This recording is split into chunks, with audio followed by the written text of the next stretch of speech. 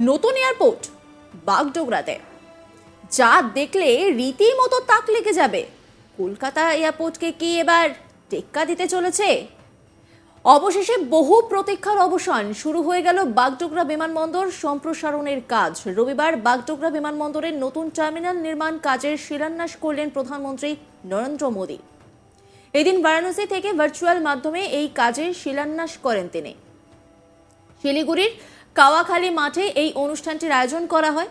এদিন এই অনুষ্ঠানে একই মঞ্চে উপস্থিত থাকতে দেখা যায় দার্জিলিংয়ের সাংসদ রাজু বিস্তার, শিলিগুড়ির মেয়র গৌতম দেব ও শিলিগুড়ির বিধায়ক শঙ্কর ঘোষ সহ বিশিষ্টজনেদের। তবে গৌতম দেব যখন মঞ্চতে রয়েছেন, কথা বলতে উঠছেন, তখন শোনা যায় জয় শ্রীরাম স্লোগান। সেই ভিডিওটা আপনাদেরকে দেখাবো।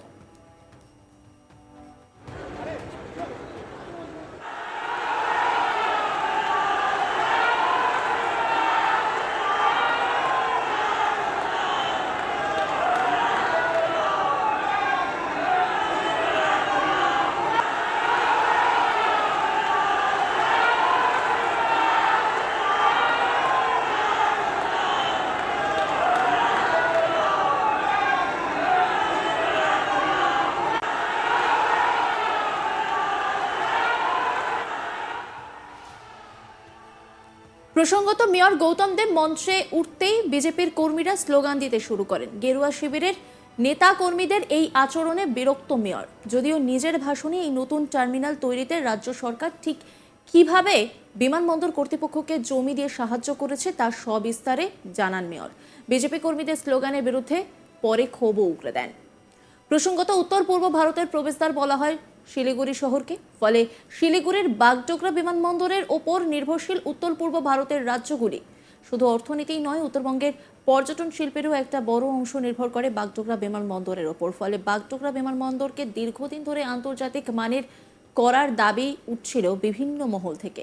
অবশেষে উত্তরবঙ্গের মানুষের সেই স্বপ্ন পূরণের পথে। সমস্ত জট কাটিয়ে রবিবার উত্তরপ্রদেশে বারাণসী থেকে ভার্চুয়াল মাধ্যমে বাগডোগরা বিমানবন্দরের নতুন টার্মিনাল তৈরির কাজের শিলান্যাস করলেন প্রধানমন্ত্রী নরেন্দ্র মোদী।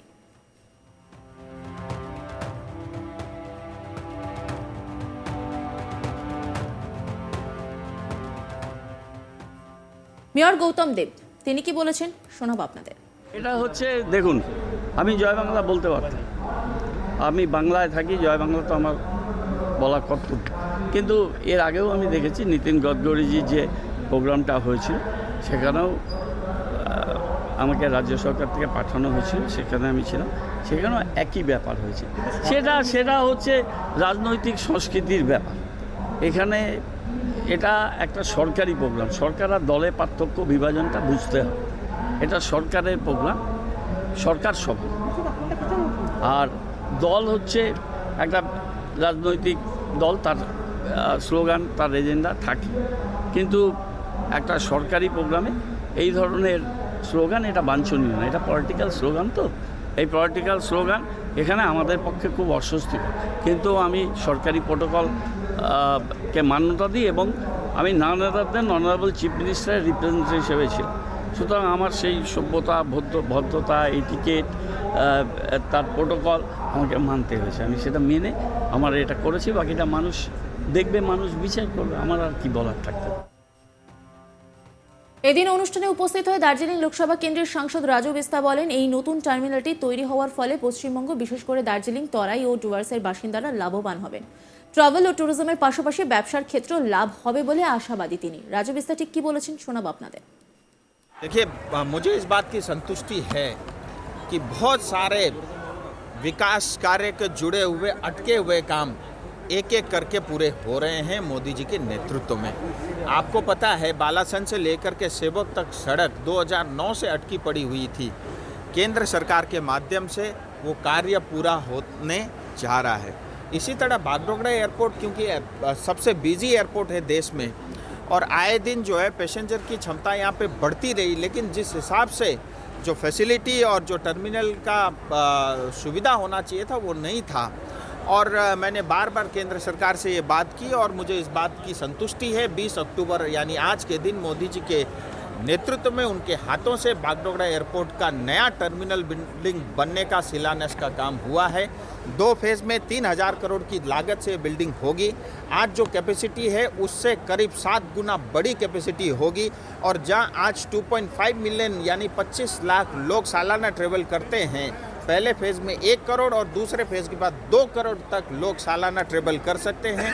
इसके कारण पश्चिम बंगाल और विशेष करके दार्जिलिंग, तराई, डुवर्स, नॉर्थ बंगाल की जनता को बहुत लाभ होगा। टूरिज्म और ट्रेवल एजेंसी को लाभ होगा। অপরদিকে কেন্দ্রীয় মন্ত্রী শান্তনু ঠাকুর বলেন, এটি আমাদের একটি বড় সাফল্য হতে চলেছে। এবার উত্তরবঙ্গের থেকে উত্তর পূর্ব ভারতের যোগাযোগ ব্যবস্থা আরো দৃঢ় হলো। শান্তনু ঠাকুর তিনি কি বলেছেন শোনাবো আপনাদের। ये तो डेवलपमेंट का बात है। ये हमारे सेंट्रल गवर्नमेंट के एविएशन मिनिस्टर का एविएशन मिनिस्ट्री से ये किया गया है और मैं मानता हूँ पश्चिम बंगाल के सरकार अगर हमको हर तरफ से हेल्प करेगा तो पश्चिम बंगाल के जनता के लिए सुविधा हम लोग दे पाएंगे सेंट्रल गवर्नमेंट के पक्ष से। आज जो हुआ है ये एक बहुत बड़ा कामयाबी हमको मिलेगा फ्यूचर में, क्योंकि सिर्फ कलकत्ता जो सुभाष बोस एयरपोर्ट है उसमें ही नॉर्थ बंगाल और जितने सारे नॉर्थ ईस्ट का स्टेट है उनका यातायात के लिए डिपेंडेबल था एकमात्र कलकत्ता का एयरपोर्ट। अगर यहाँ टर्मिनल बढ़ता है तो यहाँ से भी हमारा नॉर्थ ईस्ट में यातायात बढ़ जाएगा और वहाँ का जो सुरक्षा का बात होता है उसमें भी बहुत बढ़ावा मिलेगा। तो मैं मानता हूँ एयरफोर्स का भी अच्छा हुआ है, आम आदमी के लिए भी सुविधा हुआ है, क्योंकि कनेक्टिंग फ्लाइट बहुत सारे ज्यादा हो जाएगा नॉर्थ बंगाल से। জানা গিয়েছে নতুন টার্মিনালটি তৈরি হবে ৭০,৪০০ স্কোয়ার ফিটের জায়গা নিয়ে। সেখানে থাকবে আন্তর্জাতিক বিমানবন্দরের যাবতীয় সুবিধা। এই বিমানবন্দরের কাজ সম্পন্ন হলে উপকৃত হবে উত্তর পূর্ব ভারতের রাজ্যগুলি। পাশাপাশি পর্যটন শিল্পে আরও গতি আসবে বলে মনে করছে সরকার।